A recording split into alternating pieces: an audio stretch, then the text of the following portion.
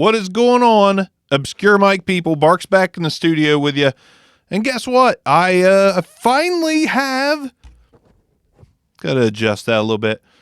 I finally have the Aston Element. I don't know if it's a working copy yet. It's here. It's plugged in. It's ready to go, ready to rock and roll. But I haven't talked into it yet. I literally just got it ready. Just set up. We'll give it a go together. So currently talking into the Rode Procaster. Kind of my mic of choice just because price for what you get. I do like this microphone quite a bit. So let's go ahead, switch over. If you watch the Aston Element live stream, there's a lot of things you know already about the Element. The magnetic pop filter being one of them. It goes on in one position and one position only, so there's no adjusting it. The shock mount does touch it, makes clicking noise. Kind of an oversight in my opinion. The shock mount's all, it's got a metal ring and some plastic Rycote-like bands. I mean, the design is cool. A little shower heady, but you know, you get all this in a package for $199, $159 if you pre-ordered it. So, I mean, the price point's there. And I've watched the reviews, and so far, you know, definitely bass heavy. Definitely bass heavy. Which I've got the Rodecaster, not the Rodecaster. Why Rode? Why? Why so many caster names? I've got the Rode Procaster hooked up to the Rode Rodecaster Pro. And I've got a big bottom on this right now. So this is a little bassy, so we'll have a nice direct comparison, sort of. Let's just do it. Let's dive right in. All right, now we're talking into the Aston Element. And there we go. Bassy baby.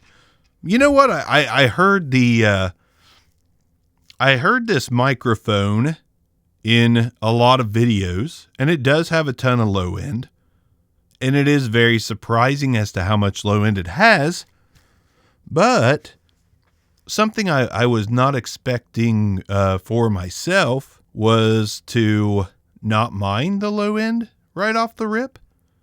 Like I'm about 6 to 8 inches off the mic, and I don't mind it that much. Now, granted, I personally hear a lot more ambient and background noise being picked up by this microphone.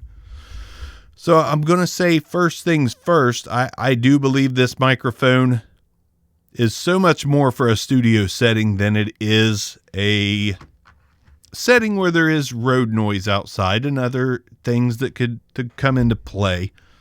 But I don't hate the sound. Honestly, I was expecting it to be way, way, way overly bassy, and it is pretty bassy, but it is also smooth and somewhat pleasing. But man, I mean, I have a pretty solid studio here. I've got the whole ceiling is treated. I've got self-made panels all over the place. I've got a pretty solid setup. Now, granted, sometimes you hear my mini fridge, a little bit of hum in the background. That happens. The mini fridge, it does that. But man, I am just picking up so much. I can hear, there's like a little factory down the road from me. And there's like an underlying hum in the air where I live. And I can hear it with this microphone. So that big, huge speaker-like capsule, because somebody pointed out that they shined a flashlight in this thing and it looks like a speaker, you know, a woofer inside.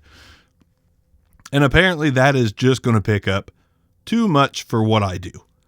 So my first knock against it is I just hear so much. I hear so much. Now, granted, if you're in a very well-treated studio, this could be versatile. I mean, you could put this a couple feet away from a guitar cab. I don't think it needs to be right on top of anything. That being said, let's get right on top of the Aston Element. My God, that is some bassy babies. That is some bassy babies. So let's go ahead and do the plosives without the filter on it, the pop filter. Peter Piper picked a patch of pickled pineapple pizza. Peter Piper picked a patch of pickled pineapple pizza. All right. Terrible plosives there, which is what you expect. It comes with a pop filter. Use the damn thing. Peter Piper picked a patch of pickled pineapple pizza. Peter Piper picked a patch of pickled pineapple pizza. It still grabs him a little bit. It's that diameter of the capsule inside of this beast, which is like 1.5 inches or some crazy shit. Like I like that in the fact that I can hear a lot of nuance in my voice. I can hear a lot of everything. Like it's kind of cool, but at the same time, I just don't know. I would need to be in a walk-in closet somewhere in the middle of nowhere with no outside noise and lots of things battling that noise. So, man, it's not as bad as I thought. It really is not. Like, it is super bassy, but it's not as bassy as what I heard in some of the videos that have been released on it so far. I do want to say thanks to James Young, the CEO of Aston. He did comment on the live stream video, and I by no means intended to shit on said microphone. But I also will say, I forgot during that live stream, I've received an Aston Stealth that was dead on arrival. Luckily, I was able to fix that one myself. The suspension inside of the microphone, it's just, I'm sorry, it just isn't really made well enough.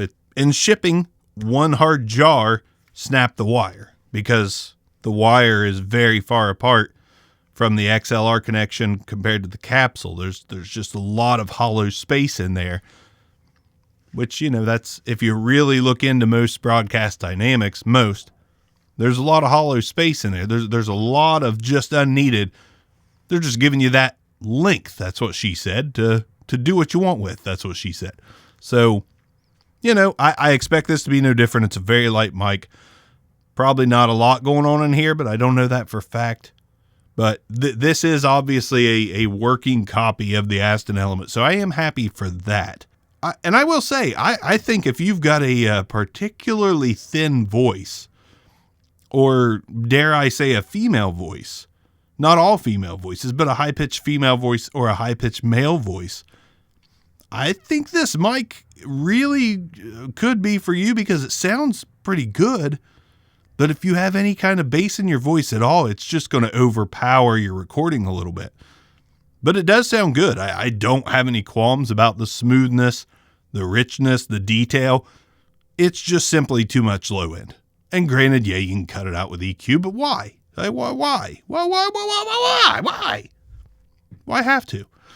Now, granted, some instruments, like a Telecaster, probably beef that right up. I mean, there's a lot of things I can think of that this would be really cool for. Vocal recording not being one of them, especially podcasting, voiceover, that things like that, unless you have a very, very, very high-pitched voice. I'm not going to run this through too many rigors because I did the live stream on it, even though that was a broken one. We know what the proximity is. We know what the plosive rejection is like. There's already tons of videos on it. I'm not going to go too in depth, but I did want to at least put a working one on the channel. Let's go ahead and do some off-axis rejection just to see, because I know it's not great, but 90 degrees on the Aston Element. Sounds like I'm talking into the old one.